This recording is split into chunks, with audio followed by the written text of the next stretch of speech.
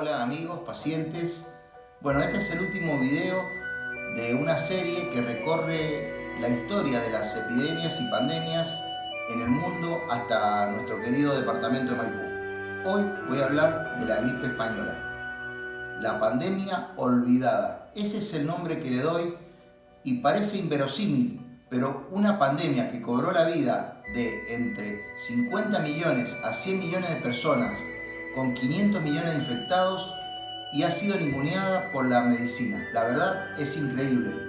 Muchos médicos la desconocían hasta hace algunos años que el mismo virus que la producía, el H1N1, apareció en nuestra comunidad. Se cobraba la vida de gente joven, de entre 20 a 40 años, gente totalmente sana, e inclusive afectaba a los animales, perros y gatos. Tuvo varios nombres, entre ellos la enfermedad de moda, la fiebre de los 3 días y también la del soldado de Nápoles, en alusión a una pegadiza zarzuela que estaba de moda.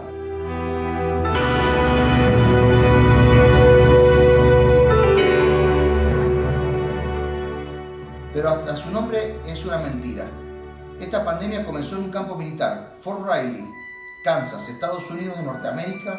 El soldado cocinero Gilbert Mitchell fue el paciente número 0, el día 4 de marzo de 1918.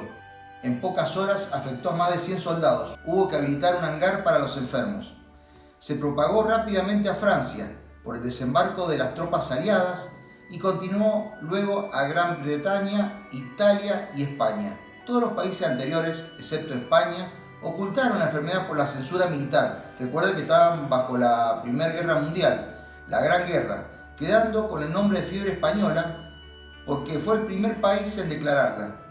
Afectó también a su rey, Alfonso XIII. Los más afectados, como siempre, fueron los humildes, pero también personalidades como el presidente de Estados Unidos, Wilson, el primer ministro de Inglaterra, Lloyd George, y el Kaiser de Alemania, Guillermo II. El pintor noruego Edvard Munch la padeció y la pintó en un autorretrato. Y el pintor sueco Gustav Klimt, autor del conocido cuadro El beso, falleció por la enfermedad.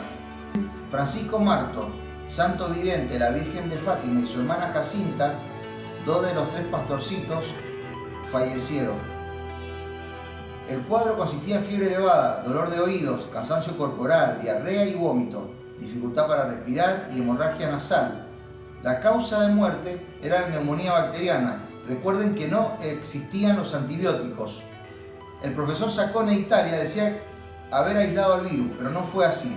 Recién hasta 1943 es cuando puede aislarse la cepa. La secuencia genética pudo descifrarse en el año 2005 a partir del cuerpo de una víctima. Se ofrecían un montón de remedios milagrosos, desde aspirina en dosis que actualmente serían iatrogénicas hasta aguas medicinales, elixires, tónicos preparados con arsénico, aceite ricino y alcanfor, y algunos médicos indicaban fumar. Increíble. Se tomaron medidas con respecto al cierre de talleres, teatros, circos, se prorrogaron matrículas y exámenes, se suspendió el dictado de clases, se obligó al uso de máscara de tela, se obligó al distanciamiento, al aislamiento, y se identificaron a los extranjeros que ingresaban a los países europeos. Medidas muy parecidas a las que se toman actualmente. Pero a veces la religión se mezcla mal con la medicina. El obispo de Zamora, una persona muy culta y de ciencia, paradójicamente, decía que era un castigo de Dios por los pecados y realizaba novenas rogativas que reunían a todo el pueblo en la catedral, lo cual produjo que la gripe asolara Zaragoza con 10 veces más virulencia que en otras ciudades españolas. En resumen, la virología y la epidemiología no son una cuestión de fe, sino de seguir las indicaciones médicas y preventivas. Se hacía mucho hincapié en la prevención y en la educación. Alemania era un ejemplo, teniendo la más baja tasa de contagio, similar a lo que sucede actualmente. El segundo pico fue el más mortal, y después la tercera oleada, como decían en esa época, fue en septiembre de 1919. Fue más benigna, y en el verano de 1920 desaparece la epidemia. Todo esto fue en Europa. Ahora vamos a la Argentina. En Argentina comenzó en 1918, dándose los primeros casos a través del puerto de Buenos Aires. En un principio se vieron afectadas las provincias del centro del país y del litoral. Luego, a mediados de 1919, en invierno, ya estaba dispersa por todo el territorio nacional. En total, la gripe española produjo alrededor de 15.000 muertes en Argentina. Lo curioso es que no se interrumpió el campeonato de fútbol. ¿Esto por qué? Porque se subestimó la pandemia creyendo que era de una Europa en guerra. Pero de igual manera, si comparamos el resto del mundo, en Argentina fue más benigna. En Mendoza, noticiado de la llegada del virus, a comienzo de noviembre, el entonces gobernador radical José Néstor Lencinas dispuso la suspensión de espectáculos públicos, clausura de bares y café, la ampliación de turnos de farmacias, trabajar de lunes a lunes y la desinfección de iglesias. Pero luego, como en la actualidad, se clausuraron las iglesias, aunque se permitió realizar matrimonios y bautismos. En el otro extremo, lo moral, la clausura de prostíbulos de Capital y Guaymallén. Los comercios pudieron seguir atendiendo, pero se les exigió desinfectar de manera permanente. Sin embargo, no se llegó al cierre total de la frontera con Chile y se habían hecho pedidos insistentes de la necesidad de controlar estrictamente la profilaxis en el tren trasandino. Se señala luego la creación de comisiones auxiliares de higiene integradas por vecinos que se arrogaban la inspección domiciliaria de la limpieza, y también se noticia la existencia de falsas alarmas de parte de malintencionados como las Fox News actuales, debiendo las autoridades sanitarias desmentir tales falacias. Se dispusieron consultorios gratuitos para las personas pobres en el entonces Hospital Provincial, ubicado en el Parque General San Martín, y el Hospital San Antonio, ubicado en la cuarta sección. El mismísimo gobernador se enfermó y tuvieron que cerrar la legislatura por la cantidad de legisladores afectados. Se carece de una cifra confiable en cuanto al número de muertes, pero fueron suficientes como para generar pánico en la población, muy parecido a lo que acontece actualmente. Asimismo, se advierte algunas avivadas, como el aumento de precios de medicamentos en farmacias o la carencia de elementos de higiene elementales en zonas alejadas como Tupungato, por ejemplo. Las medidas fueron recrudeciendo a medida que la pandemia avanzó. Un año más tarde la gripe regresó, pero los habitantes ya estaban preparados y consecuentemente las muertes menguaron. La epidemia primero decrece en la capital, aunque se extiende a los departamentos. Allí se ordenan la higiene de corrales de animales y el cierre de salas de espectáculos públicos, cementerios, iglesias y escuelas.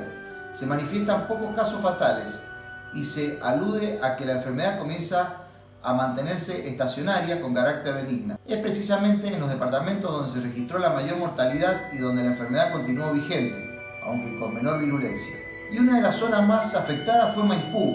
Eran épocas políticamente complicadas. Al frente de la comuna estaba el comisionado municipal señor Roberto Rinzi, que había reemplazado al depuesto intendente Darío Bustos, cuestionado y denunciado por los concejales radicales. Posteriormente lo siguió el intendente Enzo Prandina. A pesar de la gravedad de la situación, las autoridades locales no habían tomado ninguna medida tendiente a evitar en lo posible la propagación del mal que nos ocupa, lo cual estaba ocasionando gravísimos perjuicios al departamento de Maipú. En Coquimbito se difundió la gripe española enormemente. Varias fincas debieron suspender todos los trabajos a consecuencia de que sus trabajadores habían sido afectados por la enfermedad. El gobierno provincial obligó al municipio a actuar. Cuando se produjo el último contagio en la provincia, las medidas preventivas, las restricciones comenzaron a disminuir en forma gradual, pero se continuó con la desinfección de comercios, del trasandino, muy parecido a lo que está sucediendo actualmente. ¿Cuál es el mensaje, el resumen que nos deja estos documentos de hace 100 años? Que la previsión, la prevención, el respeto a las directivas que da el gobierno son fundamentales más allá de los conocimientos científicos y los medicamentos que se utilicen. La desidia, la falta de información, la irresponsabilidad nos lleva a casos como lo que pasó en Italia, España, Estados Unidos. Seamos conscientes. Es muy fuerte, pero a la vez ejemplificador, ver imágenes de nuestras autoridades con barbijo y distanciamiento en fechas históricas, como la del gobernador de Mendoza, doctor Rodolfo Suárez, el 1 de mayo de este año 2020, haciendo la apertura del periodo número 180 de sesiones ordinarias, en una legislatura sola, con barbijo, un gobernador que quedará en la historia de Mendoza como el que se anticipó a todas las medidas nacionales y doblegó al COVID-19. En nuestro querido departamento, Maipú, el 14 de mayo también de este año 2020, se festejó el 162 aniversario de la creación del departamento por el primer gobernador constitucional de aquel entonces, don Juan Cornelio Moyano. La presencia del intendente, funcionarios y concejales con distanciamiento y barbijo es también un mensaje claro y contundente. Seamos responsables, estamos ganando, pero queda una batalla final, la de la responsabilidad individual y social.